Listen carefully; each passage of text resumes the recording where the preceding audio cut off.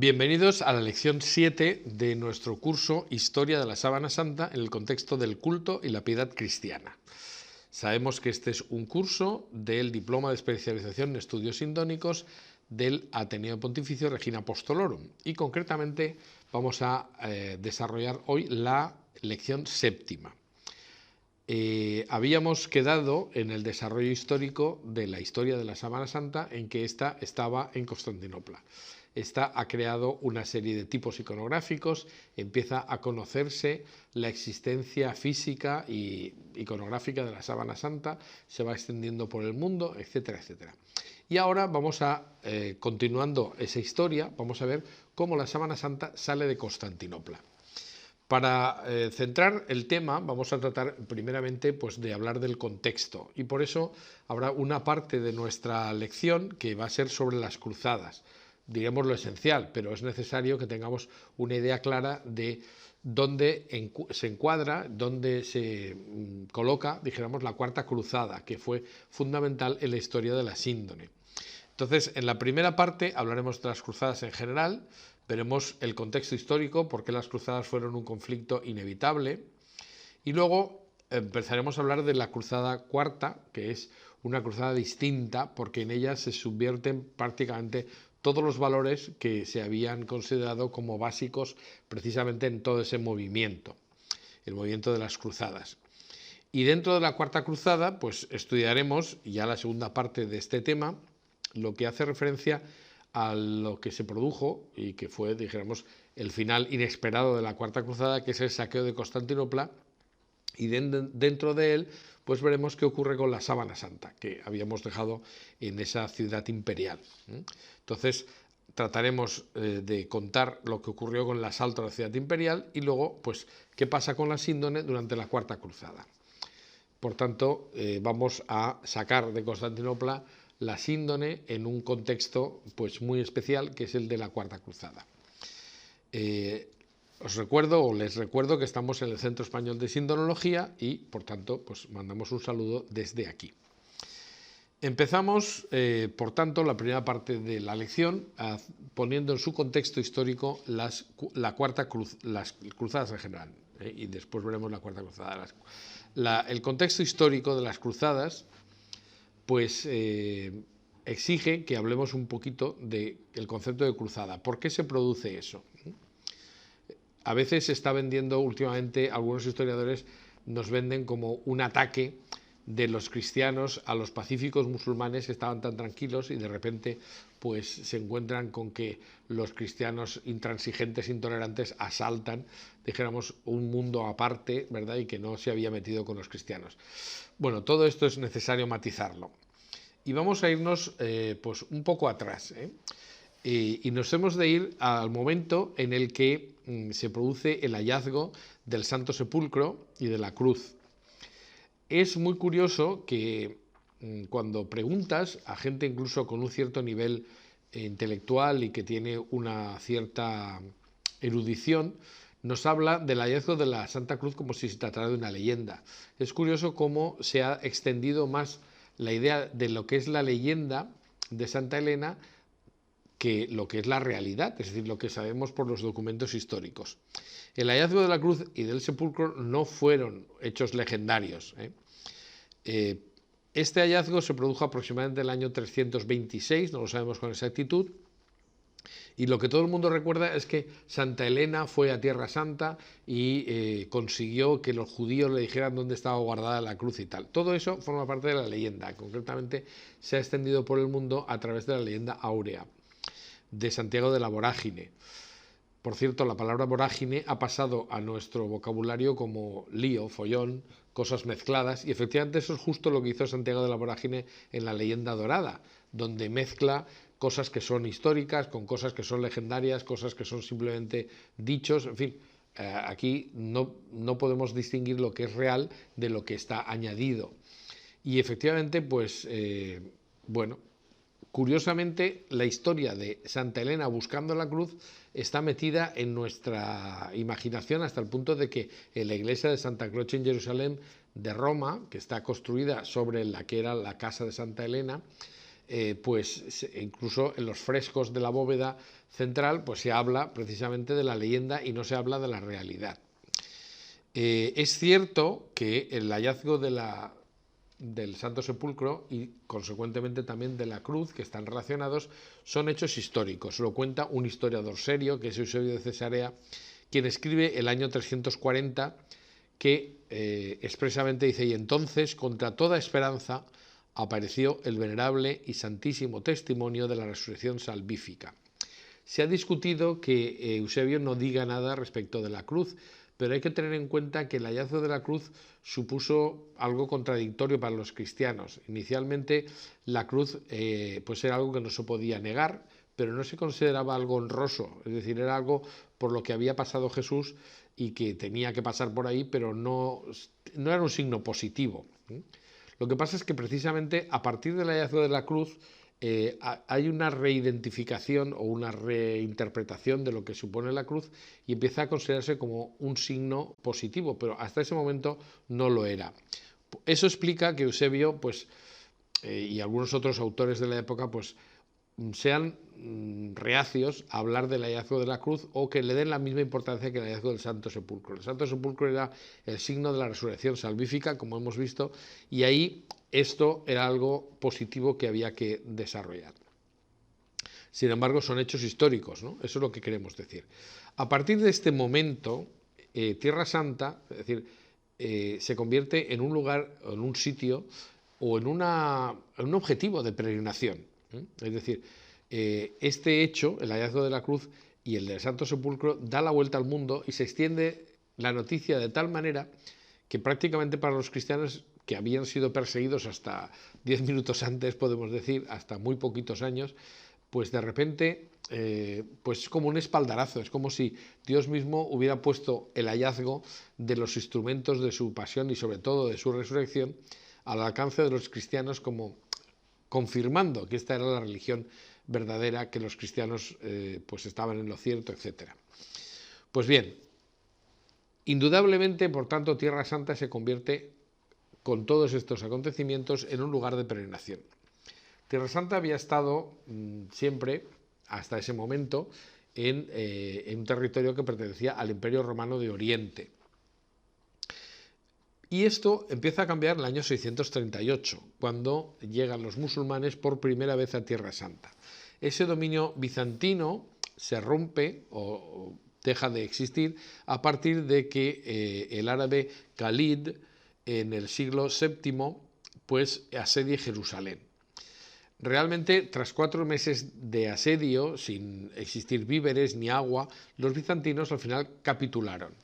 Y aunque el califa Omar respetó a los cristianos, el patriarca Sofronio tuvo que dejar entrar en el Santo Sepulcro al califa y consta, ¿verdad?, que su expresión ha pasado a la historia como que la abominación y el desamparo están en el lugar santo.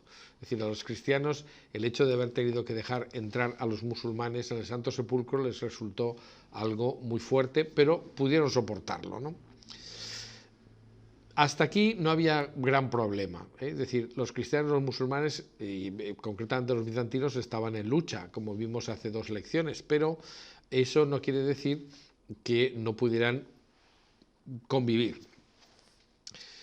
Pero, sin embargo, era muy importante la peregrinación para los cristianos. Hoy en día pues tenemos perfectamente asumido que los musulmanes deben ir una vez en la vida, siendo posible que eso sea así, si es posible que así sea, tienen que ir a la Meca. Esto es algo que yo sinceramente pienso que heredaron de los cristianos, porque en la Edad Alta medieval, peregrinar a la Tierra Santa era algo parecido para los cristianos, ¿no? Las peregrinaciones para los cristianos eran muy importantes, y la pérdida de Tierra Santa bajo el dominio musulmán se sintió como una verdadera amputación. Mientras hubiera un dominio musulmán, pero no fuera imposible que los cristianos peregrinaran a Tierra Santa, las cosas estaban relativamente bien. Sin embargo, todo esto empezó a cambiar. Empezó a haber incidentes con los musulmanes, pero eran incidentes asumibles. En ese sentido, pues la Basílica del Santo Sepulcro que había construido Constantino en el siglo IV era un hito de peregrinación al que se podía asistir, y en la medida en que se pudiera asistir, pues no pasaba nada. Todo cambia radicalmente con la llegada del califa del Cairo, Al-Hakim ben Amrallah, que los propios musulmanes llaman Al-Hakim el Loco. Este es un personaje muy curioso. Se cuenta que prohibió que se hicieran zapatos para las mujeres para que no pudieran salir de casa, o que ordenó el exterminio de los perros porque consideraba que eran animales impuros, o la prohibición del ajedrez porque se consideraba que era una creación cristiana. En fin, un montón de cosas que podrían permitirnos que calificáramos al-Hakim como, efectivamente, como los propios musulmanes consideran, un loco, ¿no? Como un radical, como un integrista, diríamos hoy. Pues bien, al-Hakim, siendo el califa del Cairo, tenía bajo su dominio lo que era Tierra Santa. Estamos hablando ya del año 1009. Y en ese año pues ocurre algo sorprendente. Al-Hakim pregunta por qué tantos musulmanes van a la Basílica del Santo Sepulcro o van a Jerusalén en torno a la Pascua, ¿no? Y entonces le informan que eso es porque en la Basílica del Santo Sepulcro se produce un milagro, lo que se llama, y sigue produciéndose hoy, el milagro del fuego santo. Entonces Al-Hakim pregunta, bueno, ¿y esto cómo es posible? Es decir, ¿por qué se va a una iglesia cristiana? Entonces, cuando le explican que hay un milagro, claro, lógicamente él, como buen integrista, no acepta esto, que pueda existir un milagro en un lugar cristiano. Y hay que tener en cuenta que los musulmanes en aquel momento, por ejemplo, se sabe que encendían las candelas o las lámparas de aceite que podían existir en las mezquitas, precisamente también tomando el fuego de la Basílica del Santo Sepulcro, lo cual pues no deja de ser una incongruencia, pero en aquel momento pues se muestra que no había una incompatibilidad absoluta y había unas ciertas relaciones entre cristianos y musulmanes. Pero como digo, Al-Hakim esto lo ve inaceptable desde todos los puntos de vista. Aparte de que es normal que quien le explicara la historia dijera que evidentemente era un fraude porque no podía existir un milagro en territorio cristiano. Entonces Al-Hakim ordena la demolición total de la Basílica del Santo Sepulcro. Esto es una cosa que no se suele contar en la historia que se cuenta, ¿no? Es decir, y es el precedente verdadero de las cruzadas. Es decir, hubo previamente, es decir, no fue un ataque de los cristianos al Islam, sino que existió algo que se dejó pasar y que al final terminó pasando factura, ¿no? Que fue precisamente esa destrucción total de la Basílica del Santo Sepulcro, que fue picada, es decir, fue destruida desde el 25 de agosto al 16 de octubre, es decir, durante meses se fue demoliendo prácticamente toda la obra que había construido, por lo menos la mayor parte de ella que había construido el emperador Constantino en el siglo IV. Pues bien, los cristianos no reaccionaron y eso pues hay que tener en cuenta que desde el punto de vista de la cultura musulmana se considera que quien no se venga está cometiendo una injusticia, y además es que si no lo hace es porque no puede, ¿no? Por tanto, la reacción cristiana fue muy templada, no se tomó venganza, ni mucho menos, y lo que hace el emperador bizantino Constantino IX Monómaco fue simplemente reconstruir parcialmente el edificio, ¿eh? Es decir, Constantino lo único que hace es conseguir una reconstrucción parcial.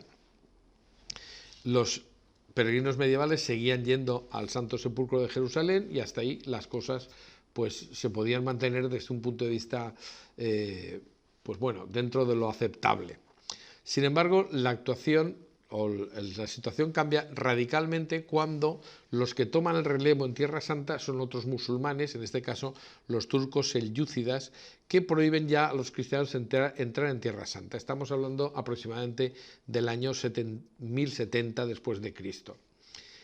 Esto sí que se consideraba absolutamente inaceptable. Y pues esto fue yendo a más, y que los cristianos no pudieran ir al lugar del nacimiento o de la muerte y resurrección de Jesucristo era algo que estaba calentando el ambiente considerablemente.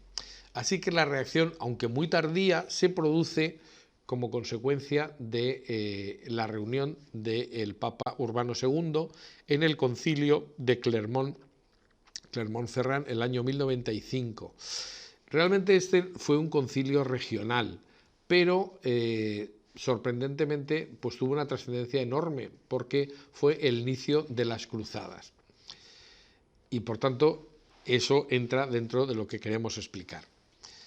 Es curioso porque Urbano II es consciente de que Oriente se acababa de separar, es decir, la Iglesia ortodoxa, que se llama así a partir del momento de la separación con la Iglesia romana, la Iglesia ortodoxa, que era cismática, o por lo menos parcialmente, no vamos a entrar en todo el conflicto que lo origina, pues eso, podían estar más o menos reñidas con Roma, pero está claro que esas iglesias o ese sector del pueblo cristiano pues merecía ser defendida contra los enemigos. Y el Papa dirige unas palabras históricas en ayuda de los cristianos orientales, repito, que estaban en cierta medida reñidas con Roma, ¿no? Concretamente, la frase de Urbano II, que luego se convierte en el lema, por ejemplo, de los caballeros del Santo Sepulcro, Deus lo vul, o sea, Dios lo quiere, pues es muy significativo. Dice Urbano II, conservamos parte de su discurso, ¿no?, que vamos a citar. Dice: turcos y persas, árabes y agarenos han invadido Antioquía, Nicea e incluso Jerusalén, que guarda el sepulcro de Cristo, y otras ciudades cristianas, y ya han desplegado sus inmensas fuerzas contra el imperio de los griegos. Entiéndase que el imperio de los griegos es en lo que hoy día llamamos el imperio bizantino, es decir, el imperio romano de Oriente, que por su lengua litúrgica griega, a diferencia del imperio romano de Oriente, cuya lengua litúrgica es el latín, pues eran llamados a veces los griegos. Pues efectivamente han tomado el imperio de los griegos. Sigue el Papa: dueños absolutos de Palestina y Siria han destruido las basílicas e inmolado a los cristianos como si fueran animales.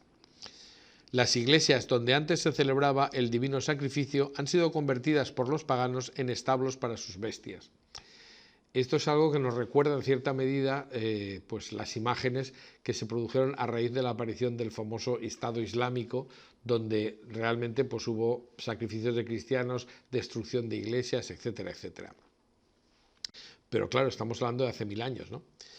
Y pues por supuesto el año 1095 pues era algo que estaba muy vivo. Sigue diciendo el Papa: quienes lucharon antes en guerras privadas contra los mismos fieles, luchen ahora contra los infieles y acaben victoriosos una guerra que hace tiempo debería haberse comenzado. Es decir, lo que hace es darles a los cristianos de Occidente que están luchando entre sí una salida, ¿no? Es decir, bueno, si queréis luchar, luchad contra alguien que merezca la pena, ¿no? y recuperad la Tierra Santa. Sigue: que quienes hasta hoy fueron bandidos se conviertan en soldados, que los que en otro tiempo han combatido a sus hermanos y parientes combatan como deben contra los bárbaros, que así eran considerados los musulmanes, es decir, ajenos al imperio romano, y que como los bárbaros querían entrar para destruirlo. Reuníos sin tardanza, al terminar el invierno y llegar la primavera, disponeos con alegría a emprender la marcha a las órdenes del Señor. Estos son pues eso, frases históricas que son nada menos que el origen de las cruzadas. Y a partir de ese momento, pues todo Occidente, o en gran medida, dependiendo de las cruzadas, porque cada una de las cruzadas es un mundo, y la verdad es que no se puede hablar de todas con los mismos criterios, pues lo cierto es que supusieron una peregrinación masiva hacia Oriente, y que muchos cristianos occidentales que nunca habían salido de su terreno ni de su cultura, pues de repente tuvieran contacto con una cultura oriental completamente distinta, pero que en cierta medida enriqueció muchísimo todo el mundo. Es decir, ese movimiento masivo que producen las cruzadas origina la aparición de muchas instituciones de carácter incluso económico, ¿no? La letra de cambio es un invento de los templarios, en fin, todo este tipo de cosas que, como digo, pues hacen que el mundo se abra, realmente Occidente se abra a Oriente. Pues bien, en ese mare magnum, que son las cruzadas, que duraron bastante tiempo, como veremos, pues no se pueden juzgar todas en bloque. Sí que es cierto que la primera cruzada, descartando un intento bien intencionado, pero absolutamente fracasado, de una cruzada en la que fueron simplemente voluntarios sin ningún tipo de preparación militar y que fueron arrollados por los musulmanes, pues cuando se organiza de verdad la primera cruzada, esta tuvo un objetivo y un resultado muy positivos, ¿no? Es decir, la primera cruzada cumplió con el objetivo propuesto, que era liberar gran parte del territorio antiguamente cristiano que ahora estaba bajo el dominio musulmán. Y lo que era más importante, logró el libre acceso de los peregrinos cristianos al Santo Sepulcro de Jerusalén. No se puede decir así de todas las cruzadas. La segunda tuvo, por ejemplo, pues como misión liberar el llamado condado de Edesa, que era una ciudad que pues era considerada como un territorio cristiano de primera hora, y por tanto los cristianos pues consideraron un buen objetivo organizar una segunda cruzada para liberarlo del dominio musulmán. Pero ya digo, todas las cruzadas, cada una es de su padre y de su madre, y en cierta medida no podemos ponerlas todas en el mismo saco. Pero especialmente la que nos interesa, y por eso nos vamos a referir a ella, es la Cuarta Cruzada. La Cuarta Cruzada tiene mucho que ver en la historia de la Sábana Santa, como vamos a ver. Y esta podríamos decir que es una cruzada diferente. Se le ha llamado a veces la Cruzada de los Ladrones, porque supuso esta Cuarta Cruzada que, abandonando los nobles objetivos que había trazado el Papa, la liberación de Tierra Santa, la recuperación de los santos lugares para el cristianismo, etc., pues se convierte en una expedición para saquear, como veremos, territorios cristianos, concretamente la ciudad de Zara y posteriormente la ciudad de Constantinopla, que no tenían nada que ver con la liberación del Islam, ¿no? ¿Cómo se fragua la Cuarta Cruzada? La Cuarta Cruzada tenía como objetivo inicial tomar Egipto, porque era el califa del Cairo el que tenía bajo su territorio el dominio de Tierra Santa, o al revés, bajo sus dominios el territorio de Tierra Santa. Eso lo que se intentaba era atacar, digamos, la cabeza de la serpiente, ¿no? Para, debilitando el poder del califato, pues se pudiera hacer más accesible la liberación de Tierra Santa. Por tanto, desde un punto de vista estratégico, estaba bien pensada esa acción militar.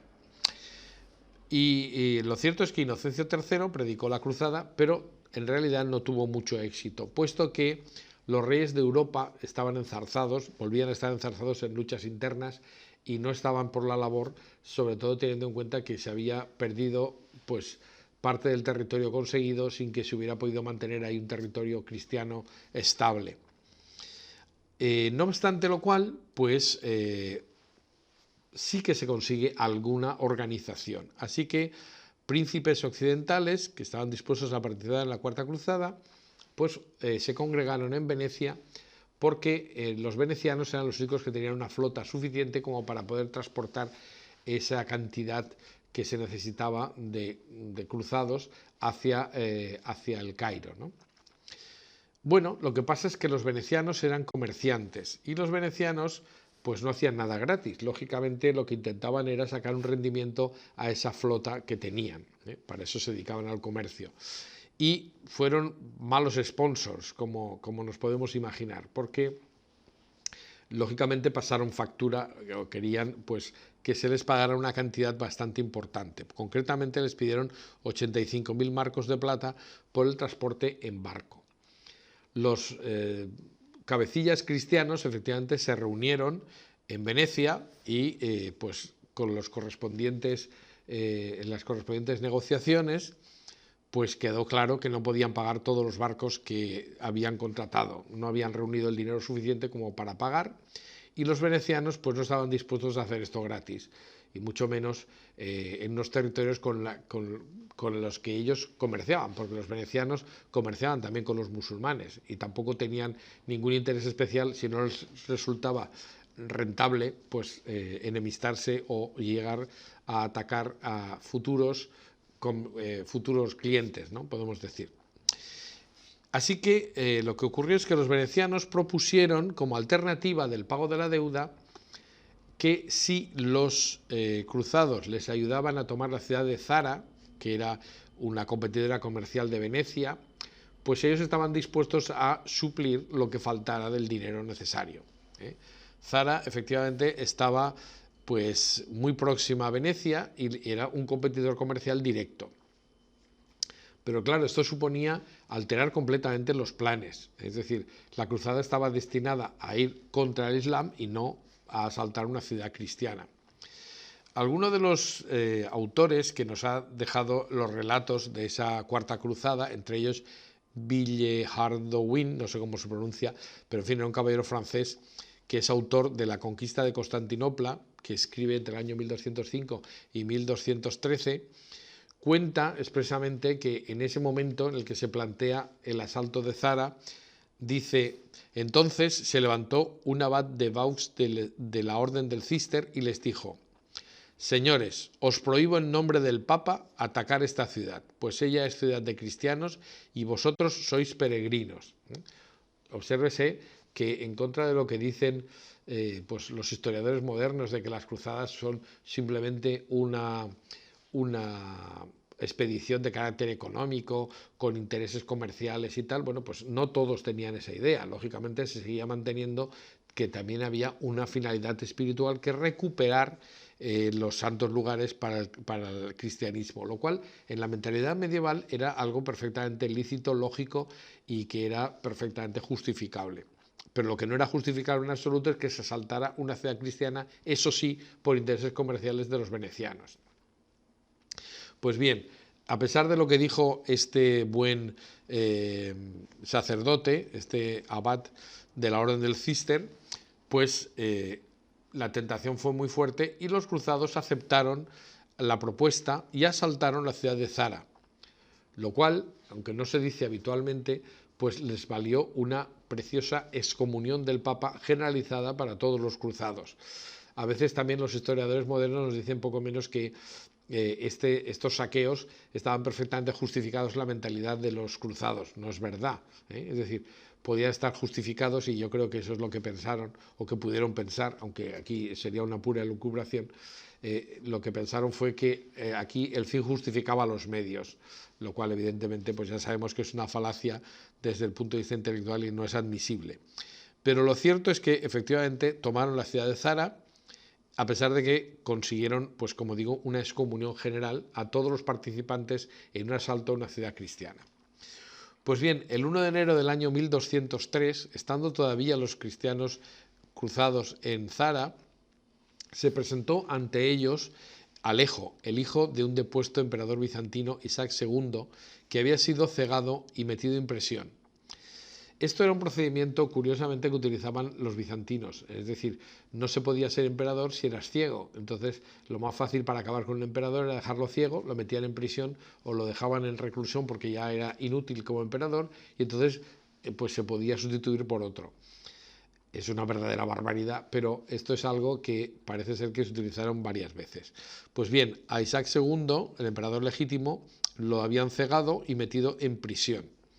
Entonces su hijo, que es Alejo, que luego será Alejo III, pues, no, Alejo IV, porque Alejo III es el usurpador, pues a cambio del apoyo para destronar al usurpador Alejo III, pues este príncipe Alejo prometía poner fin al cisma de Oriente, lo cual era algo que no era una cosa baladí, ¿no? La verdad es que la Iglesia estaba desgarrada, la separación entre la Iglesia oriental y la Iglesia occidental era algo inaceptable, inadmisible, y la verdad es que un posible futuro emperador pusiera fin a esa división, pues era algo apetecible. Y además había añadido que él pondría 10.000 hombres para tomar el Cairo y provisiones también las que fueran necesarias. Así que los cruzados, y yo creo que además tampoco tenían nada que perder, y una vez ya excomulgados daba lo mismo, decidieron cambiar su ruta y dirigirse a Constantinopla. Su objetivo no era tomar Constantinopla, sino deponer al emperador falso, es decir, mejor dicho, al usurpador Alejo III, y colocar a Alejo IV, el príncipe Alejo. Así que, efectivamente, los cruzados se dirigieron a la ciudad de Constantinopla, que repetimos, lo hemos dicho varias veces, pero insistimos, es una ciudad impresionante, la ciudad más impresionante de la antigüedad, y como no tenían como objetivo asaltar la ciudad de momento, pues sencillamente se colocaron en las proximidades. El asalto a la ciudad de Constantinopla era un cometido, la verdad es que bastante difícil. En la antigüedad se consideraba que era una ciudad completamente inexpugnable, puesto que sus defensas eran una verdadera maravilla, ¿no? Es decir, no se había hecho nada parecido, era una ciudad que había sido atacada muchas veces, pero nunca se había podido tomar porque, como vemos aquí en este dibujo, las defensas, como digo, eran prácticamente pues imposibles de saltar, ¿no? Había una triple muralla que estaba a continuación de un foso con agua. Aquí vemos un esquema de cómo estaba la fortificación de la ciudad y bueno, pues hacía que fueran algo totalmente inexpugnable, es decir, había que saltar pues el foso, después había que saltar una pequeña muralla, luego se encontraba una segunda muralla mucho más grande con una serie de torres y luego por fin una tercera muralla mucho más alta y, como digo, pues prácticamente era imposible acceder dentro de la ciudad. Así que los cristianos, los cruzados, pues no se plantean tomar Constantinopla, sino que se colocan, pues después de hacer una escala técnica en Corfú, se colocan en Scutari, en el lado asiático del Bósforo, justo enfrente de la ciudad. Y allí pues hacen sus campamentos, ¿no? De momento, pues simplemente lo que consistía esa presencia era en una amenaza, es decir, una forma de obligar al emperador usurpador que abandonara el poder, pero nada más. Pero esto es el inicio del sitio de Constantinopla, ¿no? Para nuestra sorpresa y para la sorpresa de todos los historiadores, resulta que Teodoro Láscaris, que era yerno de Alejo III el usurpador, decide luchar contra los cruzados saliendo de la plaza fuerte, lo cual parece que sea un error considerable, pero bueno, al mando de las tropas bizantinas, dejando su posición, que era una posición verdaderamente favorable, porque estaban perfectamente a resguardo dentro de las murallas inexpugnables, pues este caballero, Teodoro Láscaris, presenta batalla y lucha contra los cruzados en Scutari, y resulta que pierde. Esto fue un malísimo presagio y fue aceptado pues muy mal por parte de los bizantinos, y empezó a hacer pensar al usurpador Alejo III que su posición podía caer en cualquier momento. Así que no se le ocurrió otra cosa que ofrecer unos obsequios a los cruzados para que se fueran. Bueno, si hubiera llegado a una cantidad lo suficientemente importante, a lo mejor se hubieran ido, pero lo cierto es que cometió un error garrafal, que es hacerles entrar por el Cuerno de Oro, por el Crisoqueras, hasta los palacios que ya estaban en torno a la iglesia de Santa María de Blanquerna y que se acaban de terminar en época muy reciente. La verdad es que como dijimos hace dos lecciones, pues la iglesia de Santa María de Blanquerna es donde había llegado la sábana santa, camuflada como si fuera la imagen de Edesa, y era un sitio que era venerado por los emperadores. Ahora lo que habían hecho era construir su palacio en torno a la iglesia de Santa María de Blanquernas, que era un sitio pues mucho más moderno, o sea, nuevo, y con el máximo de los lujos y de las ostentaciones. Pero la verdad es que el permitir que los cruzados entraran por el Cuerno de Oro les permitió conocer el verdadero punto débil de la ciudad. La entrada al Cuerno de Oro pues estaba protegida por una cadena y se consideraba que eso era suficiente, porque parece ser que una entrada de agua con una cadena impide que los barcos pasen y es muy difícil de romper. Este es un modelo que se va a utilizar después en muchas otras ciudades, sobre todo pues en puertos y tal, porque se consideraba que era prácticamente indestructible cruzar cuando había una cadena. Esta cadena, por cierto, hoy en día está en el Museo de Estambul y se pueden ver los eslabones que están allí y que impedían entrar en el Cuerno de Oro. Pero lo cierto es que esa cadena se levanta y los cruzados entran por el Cuerno de Oro y llegan hasta el complejo de palacios de las Blanquernas. Como ya dijimos, este nuevo complejo imperial, este nuevo palacio, que en realidad eran una serie de palacios, pues había sustituido al obsoleto y ruinoso Sacro Palacio, que era el palacio de Constantino y de los primeros emperadores, y estaba hecho con todo lujo de detalles, ¿no? Realmente estaba hecho con el máximo esplendor posible y era algo realmente resplandeciente. En esta reconstrucción que se puede encontrar en la página web Byzantium 1200, en internet hay pues una serie de reconstrucciones de cómo era la ciudad alrededor del año 1200, pues podemos hacernos una idea de cómo era externamente muchos de los palacios o de las iglesias que existían en Constantinopla. En cualquiera de los casos, pues si hoy en día son construcciones que podemos considerar realmente pues impresionantes para la época, pues entonces causaban verdadera sensación. Al frente de los cruzados que iban a tomar la ciudad está pues el dux de Venecia, que era Enrico Dandolo, cuya tumba, o por lo menos no sé si está enterrado físicamente allí y están ahí sus huesos, o simplemente es un monolito que marca el recuerdo, pero lo cierto es que Enrico Dandolo, el dogo de Venecia, el dux, pues está enterrado o por lo menos eso parece, en la Basílica de Santa Sofía, en el piso primero. Bien, pues este dux de Venecia dirige el ataque a la ciudad. Es decir, los cruzados rechazan los regalos y entienden que es mucho mejor tomar la ciudad. Y efectivamente lo hacen, es decir, atacaron por primera vez la ciudad y aunque fueron rechazados, el usurpador huye. Es suficiente la presión que hacen y pues se cumple el objetivo que se había buscado. Es decir, Isaac II, ciego, como hemos visto, fue sacado de su reclusión y reconstituido en emperador. Lo que pasa es que no podía ser emperador siendo ciego, entonces lo que hace es que recibe a su hijo Alejo con todos los honores y pasa a ser coemperador con su propio hijo. Ahí pues tendría que haberse acabado toda la historia.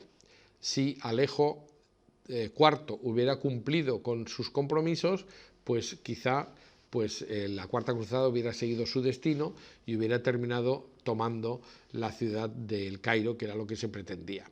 Sin embargo, esto no acabó aquí, ni mucho menos, sino que a partir de aquí se produce algo que es pues un hito histórico, el saqueo de Constantinopla y, lo que nos interesa a nosotros, el robo de la síndone. Vamos a ir por partes. En primer lugar, el asalto a la ciudad imperial.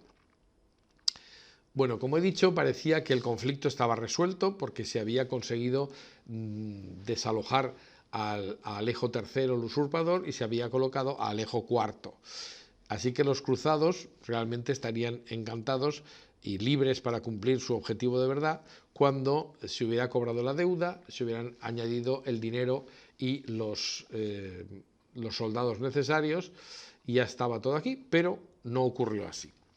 Efectivamente, el 5 de agosto, Alejo IV fue declarado coemperador, como he dicho, junto a su padre Isaac II, y unos días después, el 25 de agosto, hizo un acto de sumisión al Papa de Roma.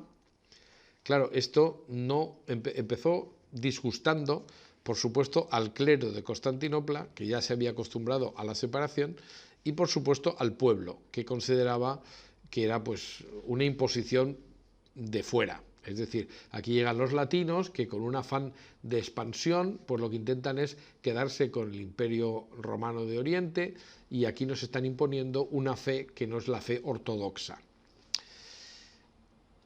Claro, esto era fácil. El problema era que los cruzados no necesitaban solamente eso, sino que necesitaban dinero y necesitaban tropas. Así que los cruzados no cobraban y las finanzas de Alejo tampoco eran bollantes, porque él, como digo, había heredado un imperio, pero ese imperio no estaba en las mejores condiciones. Incluso el propio emperador tenía vacías sus bolsas, precisamente por la construcción del complejo imperial nuevo, y no había de dónde pagarles directamente a los cruzados.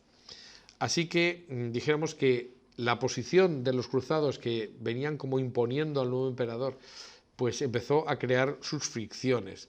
Empezaron los incidentes con los bizantinos, también con los judíos y también con los musulmanes que estaban en la ciudad de Constantinopla, no dentro de las murallas, pero fuera, en la ciudad de Pera, que era un arrabal y que sigue siéndolo, de hoy día de la ciudad de Estambul. Bueno, hoy día la ciudad de Estambul ha crecido tanto que ya está en el centro, pero fuera de lo que era la ciudad amurallada se encontraba pues la ciudad de Pera, que como un arrabal de Constantinopla, pues tenía allí a los extranjeros. Pues bien, musulmanes, judíos, etcétera, se encontraban allí en Pera, y todos, tanto los bizantinos como los extranjeros, empezaron a odiar a Alejo, porque era el emperador impuesto, y a los extranjeros que le apoyaban. Así que se veía cada vez más difícil, los cruzados veían cada vez más difícil poder cobrar la deuda y poder cumplir su objetivo. Pero lo cierto es que la tensión fue aumentando poco a poco, y sobre todo pues empezó a tener cotas ya inaceptables cuando, abandonando la zona donde se habían instalado en Scutari, pues van a la ciudad de Pera, mejor dicho, es decir, van concretamente cerca de la Torre de Gálata, que es un hito que hoy día todavía se conserva, y el barrio judío junto a Pera, a orillas del Bósforo. Pero ya digo, sigue habiendo, los cruzados campan libremente por la ciudad, y esto va originando cada vez más incidentes que no cesan, ¿no? La población empieza a no admitir la presencia obligada, impuesta, de los extranjeros, que aunque eran cristianos, pues no eran bien recibidos. Entonces Alejo IV vuelve a cometer el mismo error que había cometido Alejo III, que es invitar a una delegación de francos y venecianos a sus palacios de Blanquerna, y pues entre ellos Robert de Clary, que es el cronista de la Cuarta Cruzada, que vamos a seguir en poco tiempo, y les comunica que era imposible pagarles los 200.000 francos que les había prometido. Claro, grave error. Los cruzados vuelven a conocer el punto flaco de la ciudad, ven claramente que la ciudad ahí se puede tomar, porque en la zona del Cuerno de Oro, como se suponía que la cadena era suficiente para impedir la pasada o que los barcos pasaran, pues ahí había una verdadera oportunidad para asaltar, porque ahí, como digo, la muralla era simple y nada más, ¿no? Pero claro, era un contrasentido que los cruzados, viendo el esplendor de la capital y sus palacios, esas teselas de oro que cubrían sus iglesias, y especialmente toda la magnificencia, todo el esplendor que tenía los palacios imperiales, pues no se creían mucho que el emperador pudiera pagarles. Así que se cometen algo que es imperdonable ante el orgullo de Bizancio, que era pues una ciudad orgullosa, ¿no? Es decir, los cruzados amenazan al emperador, y eso lo hacen en público. Así que los griegos asumen esto como una ofensa y empiezan a pensar que es necesario vengarse de esa ofensa. Y por otra parte, los cruzados ven que la única manera de cobrar, ya que les han negado el pago de las cantidades adeudadas, lo que tenían que hacer era tomar la ciudad y cobrarse la deuda con las riquezas que pudieran encontrar. La situación llega a un punto límite y pues como Alejo no era bienvenido, termina habiendo una revuelta popular y aparece un oscuro personaje llamado Marzuflo. Curiosamente, Marzuflo significa cejijunto, y yo no me resisto a decir que es un magnífico epíteto, porque verdaderamente que un emperador se llame cejijunto pues llama mucho la atención, ¿no? Pero así ha pasado a la historia.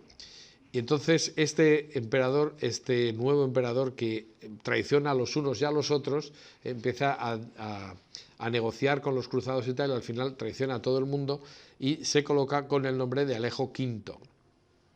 Pero claro, esto ya sí que era el colmo, porque ya hay la desaparición de cualquier atisbo de esperanza de poder cobrar. Los cruzados entonces deciden repartirse el imperio, que era la forma de cobrar. Claro, ya se ha olvidado completamente lo de ir al Cairo, y entonces deciden tomarse, en este caso no la justicia por su mano, sino la recompensa por su mano. Y efectivamente el 8 de abril del año 1204 se produce el primer ataque de los cruzados. El primero es repelido, pero como el dux Enrico Dándolo pues que era quien se había dado perfecta cuenta de que el punto débil era la muralla del Cuerno de Oro, en la zona de las Blanquernas, pues organiza un asalto a la ciudad. Y efectivamente, aunque el 8 de abril fueron repelidos, el amanecer del 12 de abril hay un segundo ataque, pero por fin tomaron la ciudad el día 13 de abril del año 1204. Entrando por la zona del Cuerno de Oro, consiguen asaltar la muralla y por fin entran en la tierra de los bizantinos, ¿no? en la antigua ciudad de Bizancio, actualmente en aquel momento Constantinopla. La consecuencia es que este asalto lleva con su máxima dureza al saqueo de la ciudad. La ciudad de Constantino fue saqueada durante varios días. Eso fue consentido por los organizadores de la Cuarta Cruzada. Y los cronistas se hacen eco de las atrocidades cometidas por los cruzados, que es increíble que caballeros cristianos, se supone, pudieran haber producido tales barbaridades. Pero la verdad es que saquearon todo, ni se libraron las iglesias ni los monasterios, y robaron y se comportaron como verdaderos animales, como vamos a ver, ¿no? Se pensó, los propios caballeros de la cruzada pensaron ingenuamente que las reliquias robadas se repartirían de una forma ordenada, pero claro, en la guerra como en la guerra, lógicamente cuando se trata de un saqueo no puede haber orden, y eso pues se pensó ingenuamente que se podía contener, pues no. Se había nombrado incluso un delegado para la recogida y distribución de las reliquias, que era un tal Garnier de Trinel, pero en absoluto esto se pudo organizar. Robert de Clary dice en su Historia de la Cuarta Cruzada que nunca desde que el mundo fue creado se ha visto ni conquistado tanta maravilla, lo cual es una forma muy positiva de decir que aquello fue una orgía de sangre y de robos, y algo que era inaceptable desde todos los puntos de vista. De hecho, la versión que dan los historiadores bizantinos no es tan poética, ni mucho menos. Robert de Clary es un personaje, ahora nos referiremos a él, pero es un personaje que no es un alto caballero, sino es un personaje que va con un caballero y es, dijéramos que es plebe, ¿no? Es decir, es un sujeto que está, bueno, pues no tiene una alta formación ni militar ni cultural, y él se queda maravillado precisamente de lo que se conquista. Pero si vemos lo que dicen el otro lado, es decir, los conquistados, pues podemos seguir lo que dice Nicetas Coniates, que pues vamos a leer lo que dice, y donde se trasluce que tiene un verdadero horror de lo que ocurrió durante el saqueo de la ciudad. Dice Nicetas Coniates: destrozaron, se refiere lógicamente a los cruzados, destrozaron las santas imágenes y arrojaron las sagradas reliquias de los mártires a lugares que me avergüenza mencionar, esparciendo por doquier el cuerpo y la sangre del Salvador. O sea, ahí hubo saqueos, profanaciones, etcétera, etcétera. Dice: en cuanto a la profanación de la gran iglesia, es decir, Santa Sofía, la catedral, destruyeron el altar mayor y repartieron los trozos entre ellos, e introdujeron caballos y mulas a la iglesia para poder llevarse mejor los recipientes sagrados, el púlpito, las puertas y todo el mobiliario que encontraban. Sigue diciendo: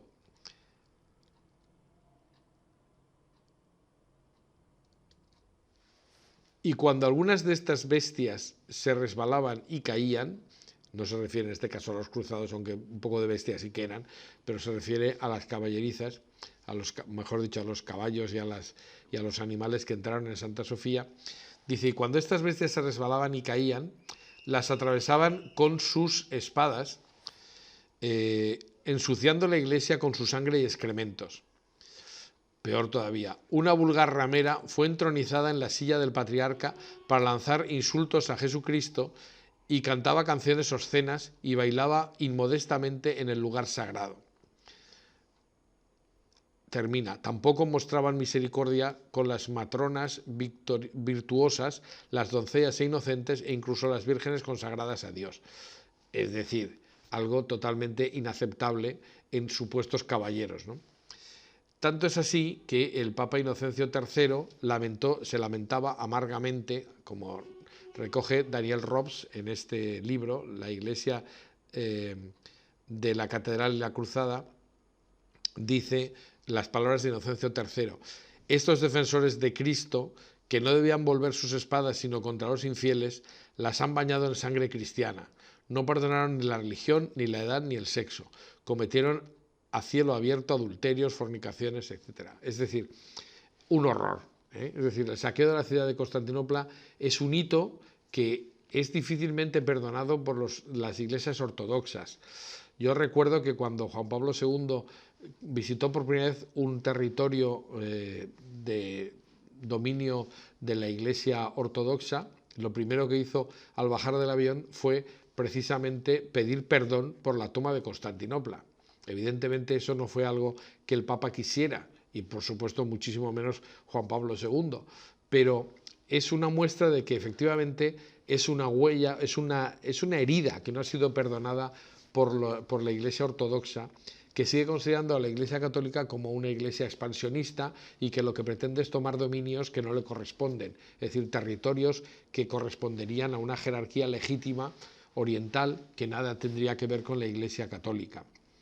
La visión que tienen los ortodoxos es que pues la Iglesia no puede estar dirigida desde Roma, que en fin de cuentas ha caído en manos de los herejes, y que ellos son la ortodoxia y son ellos los que tienen los únicos que tienen algo que decir en las diócesis antiguas que existían ya desde la época del Imperio Romano. Bueno, pero efectivamente es que no se puede justificar de ninguna manera lo que hicieron los bizantinos. Tampoco se puede justificar pensando que lo que intentaban era reconstruir la unidad de la Iglesia, porque lo que ellos hicieron es injustificable y no se puede explicar de ninguna manera. Y la verdad es que ahí hubo pues algo muy reprochable que ha quedado como un baldón de los católicos para siempre dentro del dominio, o desde el punto de vista de los ortodoxos. Bien, ¿y qué pasa durante todo este tiempo con la síndone? Es decir, en ese mare magnum, en ese asalto, en esa verdadera orgía de robos, latrocinios y verdaderas barbaridades, ¿qué podemos decir que ocurrió con la síndone? Bueno, pues efectivamente la síndone se encuentra en la vorágine de este caos, en ese lío, en esa confusión, pero sí sabemos, porque nos ha llegado, y esto es muy interesante, nos ha llegado una referencia exacta de lo que ocurrió con ella, y es que, como vamos a ver, se menciona expresamente en los textos que hablan de la cruzada, que el lienzo que envolvió el cuerpo de Cristo en el sepulcro fue robado. Y hemos visto que se había intentado poner orden en el robo de las reliquias, pero eso era imposible, ¿no? Se dio la orden de que los objetos sagrados y las reliquias no cayeran en manos de los particulares, sino que se reunieran en 3 iglesias. Y incluso se amenazó con la muerte y la excomunión, pero todo eso fue completamente inútil. Los supuestos caballeros que habían tomado pues la ciudad al asalto, pues tomaron cada uno de sus palacios y de sus lugares importantes. Se sabe que Bonifacio, marqués de Monferrato, se adueñó de los palacios del Bucoleón, es decir, el palacio sacro antiguo, mientras que Henri de Hainault y Otón de la Gauche, señor de Ray, tomaron posesión del complejo de las Blanquernas. Esto es lo que nos interesa, porque en el Palacio Imperial de las Blanquernas es donde pensamos que se guardaba la síndone. Pues bien, una referencia que entendemos clarísimamente a la Sábana Santa la realiza Robert de Clari, que hemos dicho que es el cronista uno de los cronistas de la Cuarta Cruzada, pero es el que menciona expresamente la síndone en la iglesia de Santa María de las Blanquernas. Así que su testimonio es fundamental para entender qué pasó con la Sábana Santa. Vamos a analizarlo en detalle porque este es uno de los textos que merece la pena y, por supuesto, en un curso de historia sobre la síndone, pues no puede quedar sin un análisis particularizado de todo lo que se dice. De momento, recordar que Robert de Clari, o de Clery, que también se puede llamar, había nacido en Clery-sur-Somme y vivió entre el año 1170 y el año 1216. Hemos visto que fue un caballero historiador medieval, pero de baja nobleza, ¿no? Es decir, fue un caballero historiador francés de Picardía y que deja una narración de la Cuarta Cruzada titulada La conquista de Constantinopla, pero como digo, era de baja nobleza porque servía a las órdenes de su señor Pierre de Amiens, que este era el verdadero cruzado, ¿no? Es interesante su narración porque observa los acontecimientos desde un punto de vista de un vasallo de baja alcurnia, es lo que estamos diciendo, es decir, se convierte en un señor a partir de la toma de Constantinopla, pero no es de la alta nobleza, ni mucho menos. Y mientras que los otros cronistas lo narran desde una posición más cercana a los poderosos, él nos da una visión mucho más próxima al suelo, ¿no? Próxima a la realidad. Pues bien, en la conquista de Constantinopla, o Crónica de la Cuarta Cruzada, de Robert de Clary, tiene un texto que es particularmente interesante y que vamos a analizar punto por punto. Lo leo de corrido y luego veremos cada una de estas proposiciones. Dice literalmente: estaba en otro de los monasterios que se llamaba Nuestra Señora Santa María de las Blanquernas, la Sidoines. No traduzco la palabra porque Sidoines no es una palabra que exista ni en latín ni en francés. Por lo tanto, voy a dejarlo entre comillas, pero es así, la Sidoines, dice, la Sidoine, o algo así, debería sonar en francés, en la que nuestro Señor fue envuelto y depositado. Clarísimamente, lienzo, mortaja, la cual cada viernes se levantaba toda recta, de manera que se pudiera ver bien la figura de nuestro Señor. Pero nadie sabe, ni griego ni francés, qué ha sido del lienzo cuando la ciudad fue tomada. Bueno, pues nos vamos a permitir hacer el análisis literal del texto, dividiéndolo en 6 proposiciones, porque a 6 cosas se refiere este texto, que parece muy breve, pero no obstante, pues dice un montón, nos da un montón de información. Vamos a ver. Al principio dice que estaba en otro de los monasterios que se llamaba Nuestra Señora Santa María de las Blanquernas. Ya hemos hablado de que era la iglesia imperial. En el año 1204 ya no había ninguna duda. Es decir, había un monasterio, una giasma, en el año 944, pero en el 1204 la cosa ha cambiado. Ya está todo el complejo imperial en torno a la iglesia de Santa María de las Blanquernas. Por tanto, podemos conocer perfectamente dónde se encontraba este objeto, la Sidoines, ¿no? La síndone. Primer detalle, hay una identificación clara del lugar. Efectivamente, el histórico monasterio de Santa María de las Blanquernas había quedado incluido, como he dicho, dentro del recinto imperial y no era un monasterio más. Es decir, a veces se dice, bueno, ¿por qué tendría que estar ahí en esa iglesia? Cuando se dice esto, yo lo he leído en algún historiador, pues es porque era la iglesia imperial. Si tendría que estar en algún sitio la síndone, tendría que ser cerca de los emperadores. Y tenía un estatus especial precisamente por ser la iglesia del palacio. No era un monasterio más. Seguimos leyendo y efectivamente dice, ahí en esta iglesia estaba la Sidoines en la que nuestro Señor fue envuelto y depositado. Como he dicho, la palabra que usa Robert de Clary no existe ni en francés ni en griego.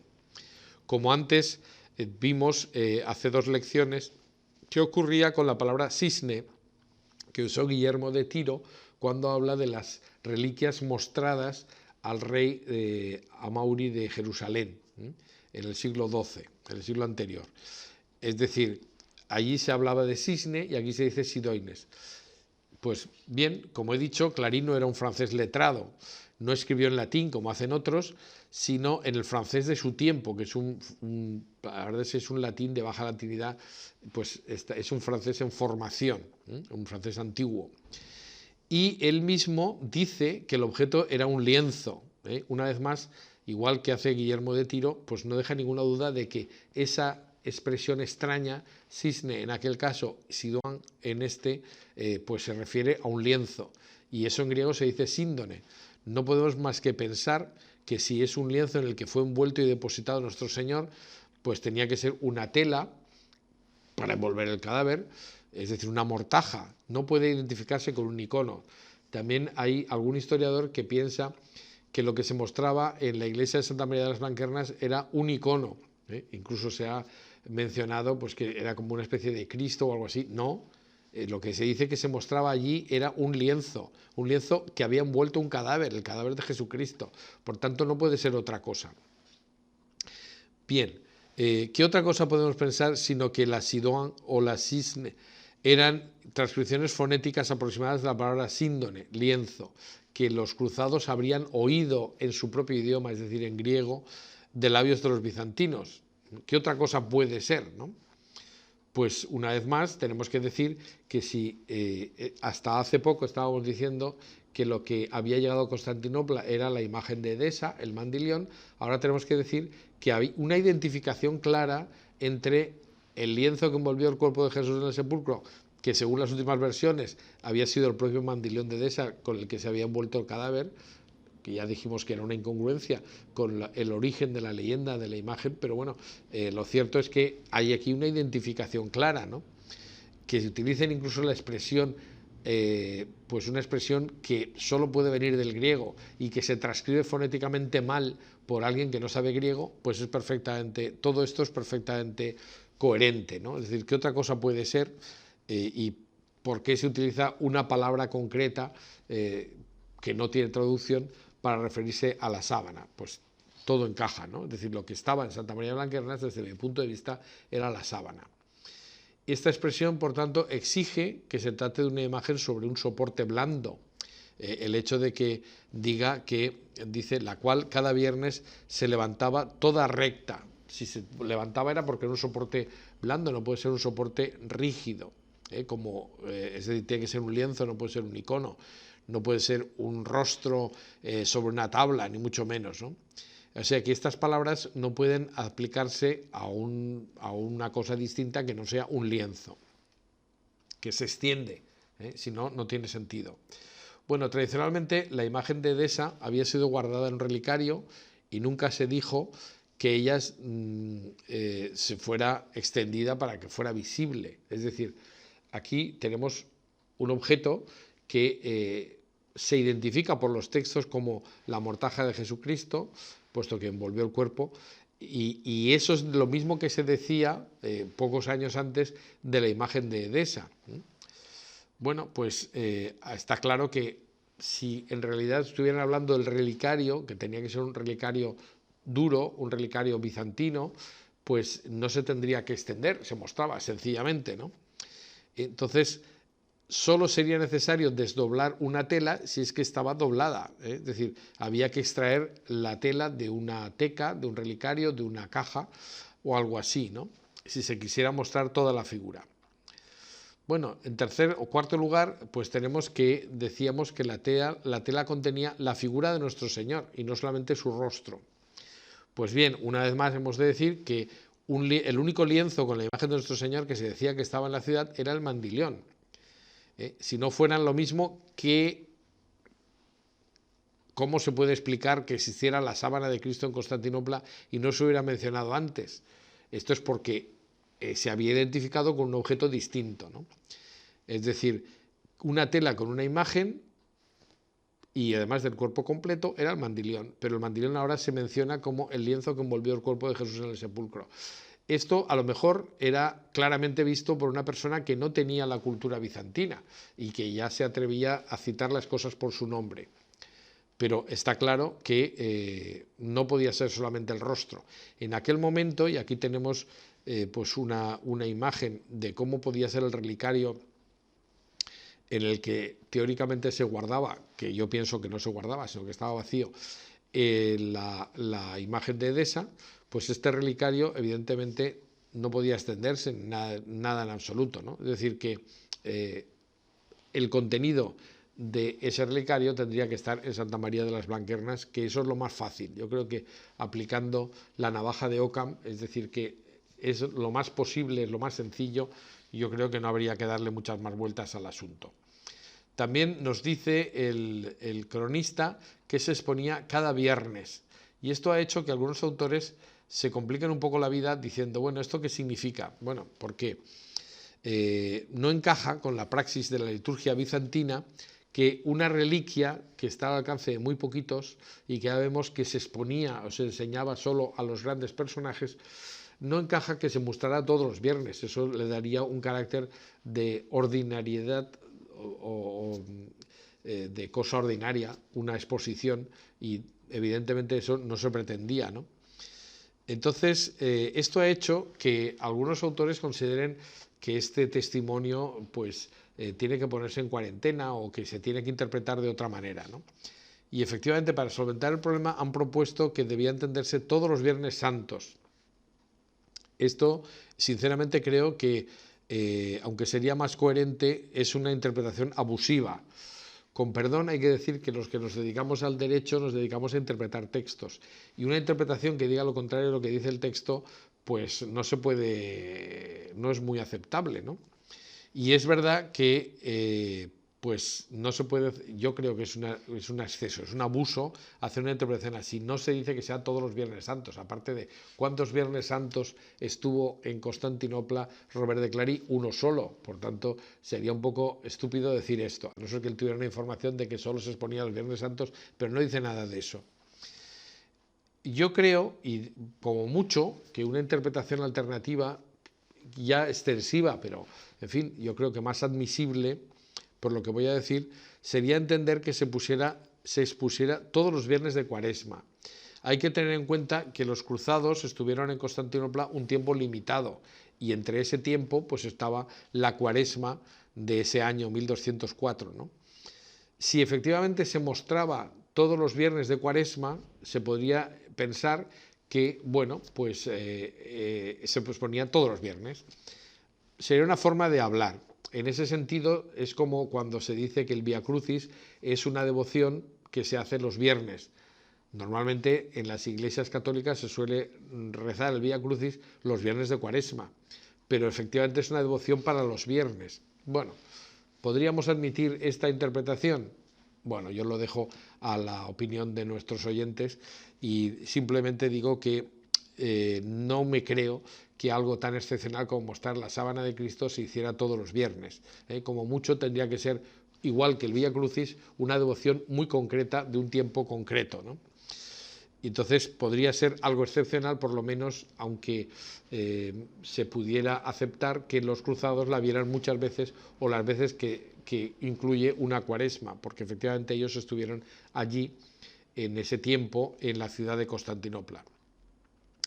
Bien, en conclusión de todo lo que estas 5 primeras proposiciones pues nos permiten apuntar en una misma dirección, y es que la tela que contenía la figura completa del crucificado era realmente la mortaja de Cristo, es decir, no un rostro ni un crucifijo, insisto, la misma que se describe al llegar la imagen de esa a Constantinopla. Y ya sabemos que incluso en el año 1150 se dice que había sido utilizado como mortaja de Cristo, la imagen de esa. O sea, aquí hay una identificación que yo creo que no es abusiva, se puede hacer perfectamente con los datos que tenemos. Así que esta es una base sólida para pensar que ya en el siglo XIII se había aceptado plenamente que el lienzo que llega con el epíteto de imagen de Edesa se había asimilado totalmente como una imagen sufriente y humillada de Jesús, lo que originará la aparición del tipo iconográfico de la acratepinosis o imago pietatis, como veremos. Bueno, esto justifica además que se mostrara el lienzo enderezado, extendido en vertical. Ya era aceptable ver el cuerpo desnudo, entre comillas, de Jesús, aunque cuando profundicemos en la iconografía veremos cómo se interpreta esto. Pero de momento está claro que la figura que al principio de nuestra historia era una figura vetada, culturalmente inaceptable, que no podía mostrarse la imagen de Jesús pues en su tumba, bien por motivos religiosos judíos o más adelante por pudor, que hay que tener en cuenta que los bizantinos eran muy pudorosos, así como los griegos pues se podían permitir el lujo de hacer unos Juegos Olímpicos donde todos los que participaban iban desnudos, pues esto era inaceptable completamente en Bizancio, donde los emperadores iban tapados desde la cabeza a los pies y desde luego no había imágenes de efebos desnudos en ningún sitio, ¿no? Bueno, pues por tanto digo, estas 5 afirmaciones primeras nos empujan a pensar que lo que estaba en Santa María de las Blanquernas era la síndone y que esa se podía mostrar ya y que realmente pues esto va a dejar una huella en la iconografía, pero esto lo veremos en el capítulo siguiente de nuestra historia. De momento, pues tenemos que ir terminando haciendo referencia a algo que nos parece muy interesante, y es que, por último, termina diciendo el texto de Robert de Clary: pero nadie sabe, ni griego ni francés, qué ha sido del lienzo cuando la ciudad fue tomada. Es decir, ha sido robada la imagen. Esa imagen que se exponía ha desaparecido y no está en la ciudad, o por lo menos no se piensa que lo esté. Nadie sabe dónde está. Pero claro, esto es una buena pregunta. Nadie sabía lo que había ocurrido. La información no deja lugar a dudas, ¿eh? La tela de Blanquernas había sido robada de la iglesia durante el saqueo. Y efectivamente así se deduce claramente del texto y del contexto. Es decir, en ese contexto de asalto, de robo de las reliquias, de desaparición de los objetos sagrados, pues nadie sabía realmente dónde había ido a parar la tela. Pero sí que tenemos los suficientes datos como para plantearnos que efectivamente había sido robada por alguien que podía, alguien que tenía la autoridad suficiente como para llevarse el lienzo, y desde luego que tuviera fácil acceso al lienzo. No hay tantos posibles candidatos como vamos a ver, pero eso ya queda para explicarlo en una elección posterior. De momento nos hemos quedado en un punto realmente muy interesante. La sábana que llega oculta a Constantinopla al final se muestra extendida, se muestra visible y se le identifica como el lienzo que cubrió el cuerpo de Jesús en el sepulcro, no hay ninguna duda, ¿eh? Y a partir de este momento, esta información, que es una información utilísima y que verdaderamente pues, nos centra la existencia indudable de la síndone en Constantinopla, pues esta mención, sin embargo, es la última mención que se hace de la síndone en Constantinopla, lo cual es muy interesante porque lo que va a pasar es que los cruzados se hacen con ella y esa tela desaparece. Afortunadamente para nosotros viene a Occidente, desafortunadamente para los bizantinos, que la pierden, y además en el imaginario colectivo ellos no tienen ninguna referencia a la sábana de Turín en general, y lo que piensan es que la imagen de Edesa se perdió, fue robada, desapareció. Bueno, pues nosotros seguimos uniendo los puntos y vamos a ver lo que ocurre en las lecciones siguientes, que reconozco que son apasionantes. Yo espero que mis alumnos también piensen lo mismo y pues les animo a seguir con este curso que yo creo que vale la pena. Muchas gracias y hasta pronto.